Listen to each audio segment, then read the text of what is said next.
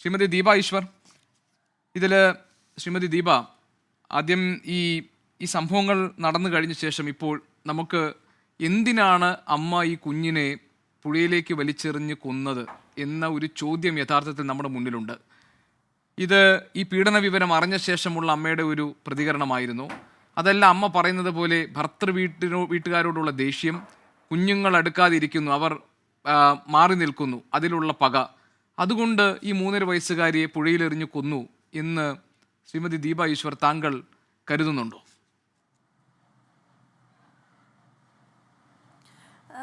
എനിക്ക് തോന്നുന്നു വെച്ച് കഴിഞ്ഞാൽ നമുക്ക് എല്ലാവർക്കും ഉള്ളിൽ വരുന്ന വികാരങ്ങൾ എല്ലാവർക്കും ഏകദേശം ഒന്ന് തന്നെയായിരിക്കും. എന്ന് വെച്ചാൽ ഞാനൊരു അമ്മയാണ്.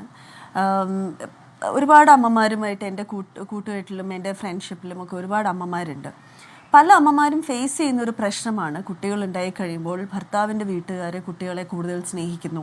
അപ്പോൾ എനിക്കുള്ള ഒരു ഇമ്പോർട്ടൻസ് അല്ലെങ്കിൽ റെലവൻസ് ആ കുടുംബത്തിൽ കുറയുന്നു. എൻ്റെ കുട്ടികൾക്ക് എന്നേക്കാൾ സ്നേഹം ഭർത്തൃ വീട്ടുകാരോട് ആവുമോ എന്നൊക്കെയുള്ള പേടി, ഭയം ഈ കണ്ടുകൊണ്ടിരിക്കുന്ന നമ്മുടെ വ്യൂവേഴ്സിൻ്റെ ഇടയിലുള്ള അമ്മമാർ വിചാരിക്കുന്നുണ്ടാവും എനിക്കും അങ്ങനെ തോന്നിയിട്ടുണ്ട് എന്നുള്ളത്. കൃത്യമായിട്ടും പല അമ്മമാർക്കും തോന്നുന്ന കാര്യങ്ങളാണിതെല്ലാം. ഇവിടെ നമുക്ക് വേണ്ടത് കൃത്യമായിട്ടുള്ള കൗൺസിലിങ്ങും എന്താ പറയുക ബോധവൽക്കരണവുമാണ്. 2 കാര്യങ്ങളിലാണ്. ഒന്നെന്ന് വെച്ച് കഴിഞ്ഞാൽ ഒരമ്മയ്ക്ക് എന്നും ഒരു കൗൺസിലിംഗ് അല്ലെങ്കിൽ ആ ഒരു കുഞ്ഞ് ജനിച്ചു കഴിഞ്ഞ ആ ഒരു സമയം പലപ്പോഴും അമ്മമാരെ ഭയങ്കരമായിട്ട് നെഗ്ലക്റ്റ് ചെയ്യും. എന്ന് വെച്ചാൽ ഇപ്പോൾ ഒരുപാട് പോസ്റ്റ്പാർട്ടം ഡിപ്രഷൻ എന്നൊക്കെ പറഞ്ഞ് വരുന്നുണ്ട്. അത് ഈ പ്രസവിച്ച ആദ്യത്തെ 6 മാസമോ 1 വർഷമൊന്നുമല്ല, അന്ന് തുടങ്ങുന്ന പോസ്റ്റ്പാർട്ടം ഡിപ്രഷൻ വർഷങ്ങളോളം നിന്ന് ആ ഡിപ്രഷനിൽ നിന്നും കുട്ടിയെയും കൊന്ന് സ്വന്തമായി ആത്മഹത്യയും ചെയ്തിട്ടുള്ള കഥകൾ എനിക്ക് പേഴ്സണലി അറിയാം. നമുക്കറിയാവുന്ന ഒരു കുടുംബത്തിൽ അങ്ങനെ സംഭവിച്ചിട്ടുണ്ട്. അതുകൊണ്ട് ആ ഒരു ആദ്യത്തെ 1 വർഷം മാത്രമേ അതുണ്ടാവൂ എന്നൊന്നും പറയാൻ പറ്റില്ല. അതുകൊണ്ട് നമുക്ക് ആ ഒരു സമയത്ത് അമ്മമാർക്ക് കൃത്യമായ ഒരു കൗൺസിലിംഗ് കൊടുക്കുക, അല്ലെങ്കിൽ അവർക്ക് കൃത്യമായിട്ട് പറയുക. ചുറ്റുമുള്ള ആരവരെ സ്നേഹിക്കുകയാണെങ്കിലും അതൊരു സപ്പോർട്ട് സിസ്റ്റം തന്നെയാണ്. നമുക്കൊരു സപ്പോർട്ടായിട്ട് അതിനെ കരുതുക എന്ന് പറയുന്ന ഒരു കൗൺസിലിംഗ് അമ്മമാർക്ക് കൊടുക്കുക എന്ന് പറയുമ്പോൾ ഇത്തരം ചിന്തകളും ഇത്തരം സ്വാഭാവികമായിട്ടും വരുന്ന ചിന്തകൾ ഒന്ന് നമുക്ക് മാറ്റി നിർത്താനും അതിനെ മറ്റൊരു രീതിയിൽ കാണാൻ കഴിയും. ഇതാണ് അമ്മ ചെയ്ത ആ കുറ്റകൃത്യത്തെക്കുറിച്ച് എനിക്ക് പറയാനുള്ള ഒരു കാര്യം എന്ന് വെച്ചാൽ, ഇതാണ് കാരണം എന്നുണ്ടെങ്കിൽ ഓക്കെ, അതായത് ഭർത്തൃ വീട്ടുകാർ എൻ്റെ മകളെ കൂടുതൽ സ്നേഹിക്കുന്നു, എനിക്ക് അവളെ കിട്ടുന്നില്ല, ഇനി അംഗൻവാടിയിൽ നിന്ന് വിളിച്ചുകൊണ്ട് പോയി വീട്ടിൽ ചെന്നാലാണെങ്കിലും ഭർത്താവിൻ്റെ വീട്ടുകാർ അവളെ കൊണ്ട് കടയിൽ പോകുന്നു, സാധനം വാങ്ങിച്ചു കൊടുക്കുന്നു, എനിക്ക് അവിടെ ഒരു പ്രാധാന്യം കിട്ടുന്നില്ല, ഇങ്ങനെയൊക്കെയുള്ള പല ചിന്തകൾ ആ അമ്മ ഒരുപക്ഷെ അന്ന് അലട്ടിയിട്ടുണ്ടാവാം. അതാണ് കാരണമെന്നുണ്ടെങ്കിൽ അതപ്പോൾ പരിഹരിക്കേണ്ട കാര്യമല്ല. ഒരു ഗർഭിണിയാവുമ്പോൾ തന്നെ അമ്മമാരെ അതിലേക്ക് പതുക്കെ കൗൺസിൽ ചെയ്യേണ്ട ഒരു കാര്യം. നമ്മുടെ നാട്ടിൽ അതിനൊരു പ്രാധാന്യമില്ല എന്നുള്ളതാണ് സത്യം. അതൊന്ന്. രണ്ടാമത്തെ കാര്യം, ഇനി അത് അല്ല, ഇനിയിപ്പം പീഡനം എന്ന് പറയുന്ന ഒരു കാര്യം അമ്മ അറിഞ്ഞിട്ടാണെന്നുണ്ടെങ്കിൽ ഇതിലും ഒരു കൗൺസിലിങ്ങിൻ്റെ ബോധവൽക്കരണത്തിൻ്റെയും ആവശ്യമുണ്ട്. എങ്ങനെയെന്ന് ചോദിച്ചാൽ, ഇന്ന് പലർക്കും കിട്ടാത്ത ഒരു കാര്യമാണ് പേരൻറ്റിങ് കൗൺസിലിംഗ് എന്ന് പറയുന്നത്. നല്ല പേരൻറ്റിങ് കൗൺസിലേഴ്സ് നമ്മുടെ ചുറ്റും കുറവാണ്. കാരണം കുട്ടികളെ എങ്ങനെ നമുക്ക് നമ്മുടെ കുടുംബ പ്രശ്നങ്ങളിൽ നിന്നും കുട്ടികളെ എങ്ങനെ മാറ്റി നിർത്താം എന്നതിനെക്കുറിച്ചുള്ള ബോധവൽക്കരണം കുറവാണ്. എന്തുകൊണ്ടാണ് കുറയുന്നത്? അതിലൊന്നും ഒരു കാര്യമില്ല എന്ന് നമ്മൾ മലയാളികളുടെ ഒരു ചിന്തയുണ്ട്. അതായത് അതൊന്നും കുഴപ്പമില്ല, വീടായ കുടുംബമായ വഴക്കാവും, അടിയാവും, ബഹളമാവും, പിള്ളേരതൊക്കെ കണ്ടു വളരണം എന്ന് വിചാരിക്കുന്ന കുടുംബങ്ങളുമുണ്ട്. അത് തെറ്റാണ്. കുട്ടികളുടെ മുൻപിൽ വെച്ചുള്ള വഴക്കും അങ്ങനത്തെ കാര്യങ്ങൾ കുട്ടികളെ, നേരത്തെ ഇവിടെ എൻ്റെ ഒരു പാനലിസ്റ്റ് വളരെ ഇതായിട്ട് പറയുന്നുണ്ടായിരുന്നു അബാൻഡൻഡ് ചൈൽഡ് എന്ന്. കേട്ടപ്പോൾ സങ്കടം തോന്നി, സത്യമാണ്, പക്ഷെ കേട്ടപ്പോൾ സങ്കടം തോന്നി. അത്രയും അബാൻഡൻഡ്, അതായത് ആർക്കും വേണ്ട എന്ന രീതിയിൽ ആ കുടുംബത്തിൽ എവിടെയോ, അതുകൊണ്ടല്ലേ ഇങ്ങനെ പീഡനവും അങ്ങനത്തെ കാര്യങ്ങളുമൊക്കെ നടക്കുന്നത്. എന്തായാലും ഈ കുഞ്ഞിൻ്റെ പുറകെ വരാൻ അച്ഛനും അമ്മയും ഇല്ല. അച്ഛനും അമ്മയും അങ്ങോട്ടും ഇങ്ങോട്ടും വഴക്കുണ്ടാക്കി തീർക്കുകയാണ്. അപ്പോൾ ഈ കുഞ്ഞിൻ്റെ പുറകെ ഈ ഡീറ്റെയിൽസ് ഒന്നും അന്വേഷിക്കാൻ അമ്മയില്ല, അച്ഛനില്ല എന്ന് ഉറപ്പുള്ളത് കൊണ്ടാണ് ഇത്തരം ചെകുത്താൻ പുറത്ത് വരുന്നത്. അപ്പോൾ ഇതിലും നമ്മൾ ചിന്തിക്കേണ്ടത്, കുട്ടി നമുക്കുണ്ടായി കഴിഞ്ഞാൽ നമ്മൾ അച്ഛൻ അമ്മ എന്ന സ്ഥാനമാണ് ആദ്യം. എങ്ങനെ നമുക്ക് പേരൻറ്റിങ് എങ്ങനെ നമുക്ക് ഭംഗിയായി ചെയ്യാം എന്നതിനും ഒരു ബോധവൽക്കരണം ആവശ്യമാണ്. ഇതൊക്കെ പറയുമ്പോൾ പലരും പുച്ഛിച്ച് ചിരിക്കുമോ, ഇതൊക്കെ പഠിപ്പിച്ചു കൊടുക്കേണ്ട കാര്യമാണോ? ആണ്.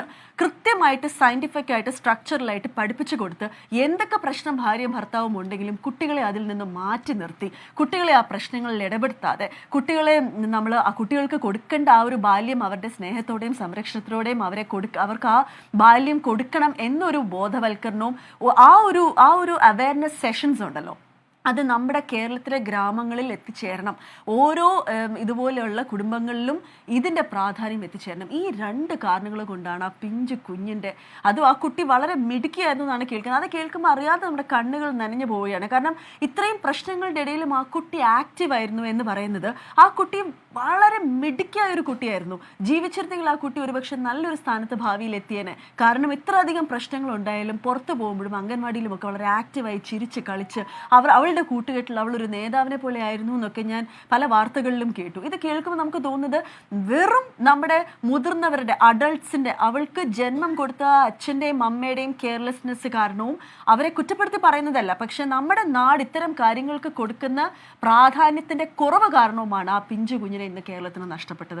ഇതാണ് എനിക്ക് ഈ വിഷയത്തിൽ. ശ്രീമതി ദീപ, ഞാൻ അതിനിടയിൽ ഒരു കാര്യം ചോദിക്കട്ടെ. അതായത് ഇപ്പോഴും നമുക്ക് മനസ്സിലാകാത്തൊരു കാര്യം, ഈ ഭർത്തൃ വീട്ടുകാരോടുള്ള ദേഷ്യം, ഭർത്താവിനോടുള്ള വിരോധം, കുട്ടികൾ അടുക്കുന്നില്ല എന്നതിലുള്ള മനോവിഷമം, ഇതൊക്കെ ഒരു പകയായി മാറി വളരെ ആസൂത്രിതമായി കുഞ്ഞിനെ അംഗനവാടിയിൽ നിന്ന് വിളിച്ചുകൊണ്ട് വന്ന് പോകുന്ന വഴിക്ക് പുഴയിൽ എറിഞ്ഞ ശേഷം സ്വന്തം വീട്ടിലേക്ക് പോകും. അങ്ങനെ ആസൂത്രിതമായി ഒരു കൊലപാതകം നടക്കും ഇന്ന് ദീപ കരുതുന്നുണ്ടോ? എൻ്റെ അടുത്ത് സത്യത്തിൽ എന്നോട് ചോദിക്കുകയാണെങ്കിൽ ആസൂത്രിതമായ ആ അമ്മ അത് ചെയ്തതാണ് എന്ന് എൻ്റെ മനസ്സ് വിശ്വസിക്കാൻ ആഗ്രഹിക്കുന്നില്ല. കുറേ വർഷങ്ങളായിട്ട് മനസ്സിൽ കൊണ്ട് നടക്കുന്ന പല പ്രശ്നങ്ങളും നമുക്ക് ഈ ട്രിഗേഴ്സ് എന്ന് പറയുമല്ലോ, ട്രിഗേഴ്സ്, അതിൻ്റെ മലയാളം വാക്ക് എന്നതിന് കൃത്യമായിട്ട് കിട്ടുന്നില്ല. ട്രിഗേഴ്സ്, നമ്മുടെ ഉള്ളിൽ ഈ ഉറങ്ങിക്കിടക്കുന്ന പല ചിന്തകളും ഓരോരോ സമയത്തും വന്നു കൂടുന്ന വികാരങ്ങളെ, നമുക്ക് വരുന്ന ദേഷ്യം, സങ്കടം, ഫ്രസ്ട്രേഷൻ, നമുക്ക് എല്ലാം ഇട്ടെറിഞ്ഞിട്ട് പോകാൻ തോന്നുന്ന നിമിഷങ്ങളിലും നമ്മൾ പിടിച്ച് സഹിച്ച് നിൽക്കുന്ന ഒരുപാട് നിമിഷങ്ങൾ എല്ലാ അമ്മമാർക്കും വരും. അതെല്ലാം ഈ അടക്കി ഒതുക്കിയാണ് പല അമ്മമാരും മുൻപോട്ട് പോയിക്കൊണ്ടിരിക്കുന്നത്.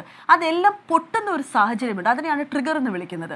ഇനി ആ അമ്മയ്ക്ക് അന്ന് അങ്ങനെ എന്തെങ്കിലും ഒരു സാഹചര്യം ഉണ്ടായിരുന്നോ എന്നെനിക്കല്ല. ഞാൻ ആ അമ്മയെ ഒരു കാരണവശാലും ന്യായീകരിക്കുകയല്ല.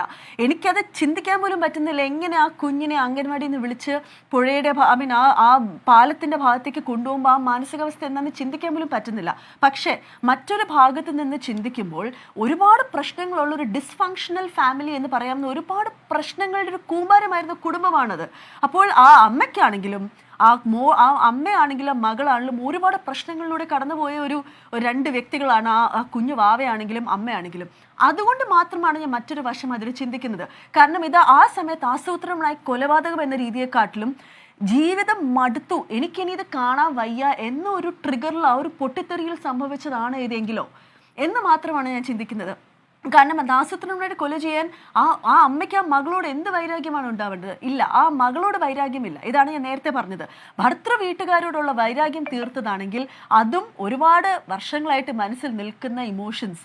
ഈ ഭർത്താവിൻ്റെ അനിയൻ ഒരുപാട് വട്ടം 1.5 വർഷമായിട്ട് ഈ കുഞ്ഞിനെ പീഡിപ്പിക്കുകയാണെന്നുള്ള വാർത്ത കേട്ടു.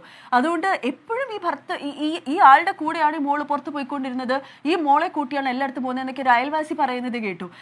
എവിടെ ചെന്നാലും ഈ അയൽവാസി പറയുന്നുണ്ടായിരുന്നു, നിങ്ങൾ നിങ്ങളുടെ സമപ്രായക്കാരോടൊപ്പം പോകുമെന്ന് പറഞ്ഞിട്ട് പോലും കേൾക്കാതെ ഈ മോളുടെ. അപ്പോൾ ഈ അമ്മയുടെ അവസ്ഥ ഒന്ന് ആലോചിച്ച് നോക്കൂ.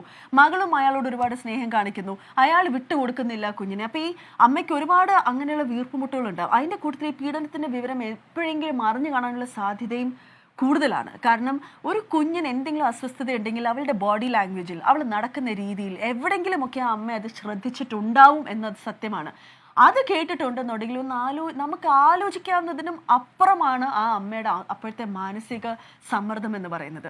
അതുകൊണ്ട് ആസൂത്രണമായിട്ട് ആ കുഞ്ഞിനോടുള്ളൊരു വൈരാഗ്യം കാരണം എടുത്ത് ചെയ്തതാണെന്ന് മാത്രം നമ്മളൊരു ബ്ലാക്ക് ആൻഡ് വൈറ്റിൽ ഈ ഒരു വിഷയത്തെ കാണാൻ അല്പം ബുദ്ധിമുട്ടാണ്.